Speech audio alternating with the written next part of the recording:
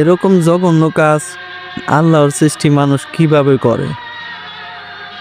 তো ভিডিওটা না দেখলে বুঝতেই পারতাম না আসলে মানুষ যে এতটা নিচে নামতে পারে।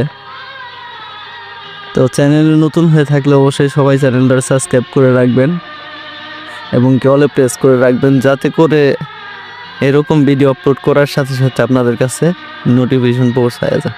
আর হ্যাঁ, সবাই ভিডিওটা একটু শেয়ার করবেন। তো প্রত্যেকের দেখার একটু সুযোগ করে দেবেন, যাতে করে এরকম ভুল কাজ কখনোই না করে।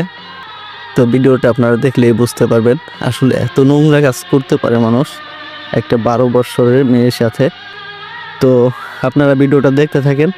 আর হ্যাঁ, মাস্ট বি আপনারা ভিডিওটা কিন্তু শেয়ার করবেন বেশি বেশি, প্রত্যেকটা মানুষকে একটু দেখার সুযোগ করে দেবেন। তো চ্যানেল নতুন হয়ে থাকলে অবশ্যই চ্যানেলটাতে সবাই সাবস্ক্রাইব করে রাখবেন। তো ভিডিওটা দেখতে থাকেন। খাও বেশ খাইতে পারো। প্রথমবার কান্নাকাটি করে আইনের কাঠগড়া থেকে মুক্তি পেয়ে যায় ক্রিম আপা, কিন্তু এবার বোধহয় সেই সুযোগ আর হবে না। হ্যাঁ ভিউয়ার্স, মেয়েকে অমানবিক নির্যাতন করায় এবার আরও একবার আইনের কাঠগড়ায় দাঁড়াতে হয়েছে ক্রিম আপাকে। জানেন কি কেমন শাস্তির রায় হয়েছে এই মহিলার জন্য?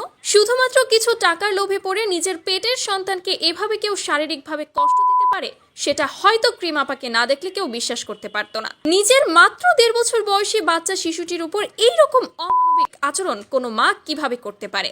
সামাজিক যোগাযোগ মাধ্যম জুড়ে সাম্প্রতিক ক্রিম আপার এই ধরনের আচরণ রীতিমতো আলোচনার শীর্ষ স্থানে পৌঁছে গিয়েছে। কখনো সে মেয়েকে ক্যামেরার সামনে এনে হাত পা বেঁধে রেখে বকাবকি করছে, কখনো বা মারধর করছে, কখনো আবার ভারী মেকআপ করিয়ে দিচ্ছে, কখনো বা চুলে আতরাঙ্গের রং লাগিয়ে ভিডিও বানাচ্ছে। আর এভাবেই নিজের ভিউ ব্যবসা চালিয়ে যাচ্ছে এই ক্রিম আপা ওরফে শারমিন শিলা, যেটা খুব দ্রুতই ভাইরাল হয়ে যায় বিভিন্ন প্ল্যাটফর্মে। তাকে নিয়ে ভিডিও বানানো শুরু হয় কন্টেন্ট ক্রিয়েটরদের মাধ্যমে। আর এভাবেই পুরো মিডিয়া জুড়ে আজ ক্রিম আপার নাম ছড়িয়ে পড়েছে।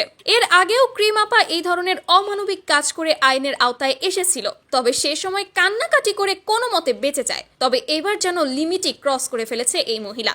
যখনই একটু টাকার টান পড়ে, তখনই টাকার লোভ যেন তাকে সর্বনিম্ন স্তরে নামিয়ে নিয়ে আসে।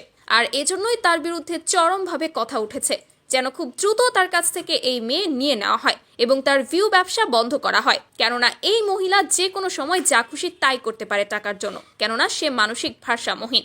তো ভিউয়ার্স, আপনাদের কাছে কি মনে হয় এই মহিলাকে কোন ধরনের শাস্তি দেওয়া উচিত? সেটা অবশ্যই কমেন্ট করে জানাতে ভুলবেন না।